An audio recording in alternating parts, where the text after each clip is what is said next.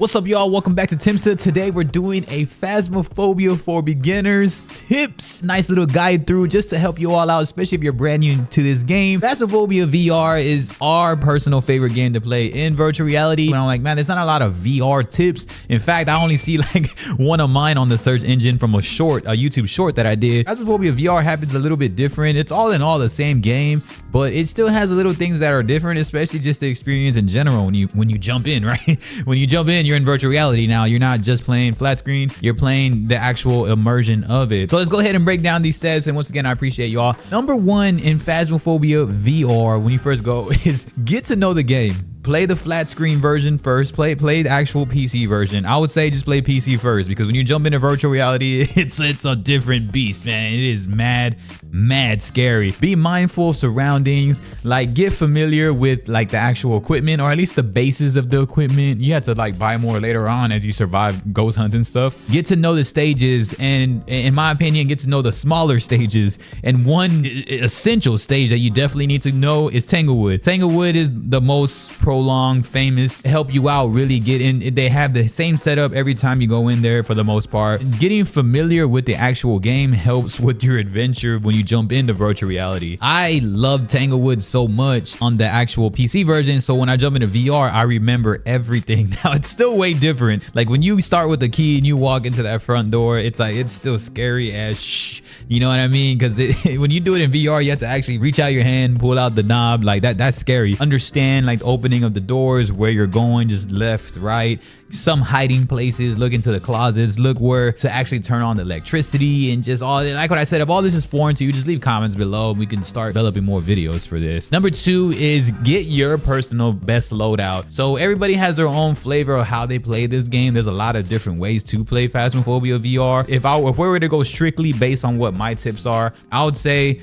get a flashlight, a camera, and then also get your EMF. I think those are some of the things you need to get. Your EMF will help you just really dictate where that ghost is at early. In VR, you want to know where the ghost is at earlier. Trust me, this thing feels so real at times when you play Phasmophobia VR, especially when you see the ghost. Have your own best loadout. Like what I said, I think a flashlight, a camera, because camera, you always want to get evidence quickly, just because you can gather up money, and then if you could even just escape, you're still gonna, you know what I mean? You don't want to die and lose all that stuff. So just gather some money. Camera will help you out with evidence fast, and then your flashlight, of course, you need your flashlight to look around, unless you're gonna really get going with the generator and turn it on and everything. Flashlight, and then the EMF, just so I know where the ghost area is at. So you get a consistent reading of where the ghost is at. Then you're like, cool, now you can start posting up, set up shop, and you can get going into the game, which becomes a lot easier down the line as soon as you start doing that. All right, number three is one of my favorite tips in this game, especially in virtual reality. Know the difference between a ghost event and a ghost hunt. This is a huge mistake that I made earlier while playing VR. I was always scared because I never knew what the heck was an event and a hunt. Ghost events will help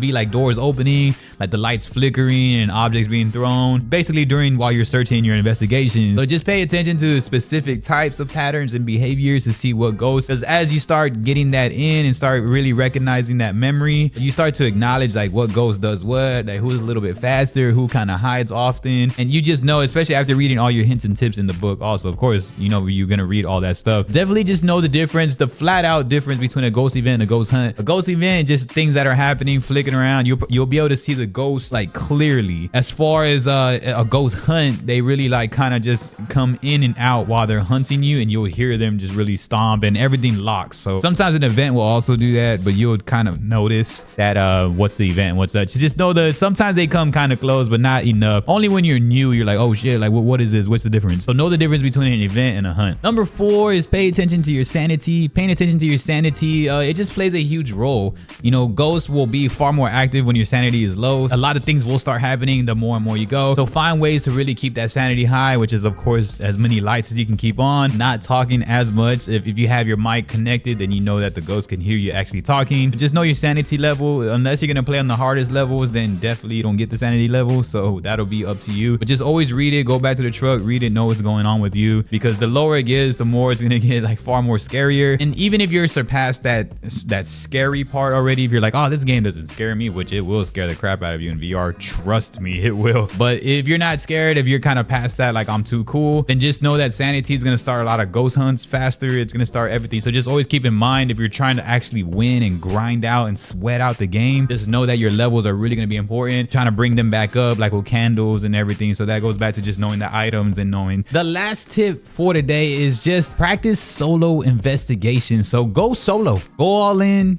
risk it all. Like just take the stock stuff if you have to. Like if you don't have that much money to buy like cool stuff and like within the game, you'll see what I'm talking about when you play more of the game. And just go with whatever they give you already and go solo. Just run in there, face your fears. Like that's the first thing I did. As soon as I got into VR, it was dark. I'm scared. I had no clue what I was doing. I went solo, get to know the stage and get over the fear factor. Like get hunted pretty quick if you have to. Just like face it. Learn to hide, go in closets and learn to close the closet doors in virtual reality. Learn to like really crouch in VR. Learn to like grab your belt. Learn how to do stuff fast. Like learn to swap items, learn to drop items, learn to set up items as fast as you can. Just go solo all the way and fail. Get over that more of the scare factor, because when you're scared and trying to learn the game, that's what I did. The number one mistake I did was like I was always scared and I was trying to learn the game at the same time. So my advice is always just learn the game first, which play it on the PC, and then you can play in VR where you get over the scare factor a lot faster. So kind of know like the familiarity just helps you out with guiding yourself around, and you have to do one objective, which is not get scared anymore, just face that fear, versus me where I was trying to juggle too many things at once, like learning the game, learning the tools, learning the tactics, not trying to get scared, just flipping out on the whole experience, which was still cool. It was still cool to learn like that, but these tips help you out down the way a lot easier. So just practice solo, man. Go all in. Solo missions, it'll allow you to focus on everything from the ghost behavior, writing down stuff and strategies, and it's all everything, the mechanics and everything, man. So make sure you do that. So that would probably be one of my last tips I would say if you're gonna play VR. Like what I said, Phasmophobia VR is a lot different than it is when you're just playing on PC. So just know what you're jumping into, because the environment gets really eerie, gets really scary really quickly, especially as you go into the bigger stages. Y'all gotta let me know what's up. There was just no tips really on here, so I was like, I want to give a specified one for VR. I appreciate y'all so much. Jumping into this game, it's so much fun. It's still one of the coolest games to ever play in virtual reality. If you're a huge VR fanatic like me, you'll know that this game is incredible, man. So I appreciate y'all so much, and y'all have a good one. Peace.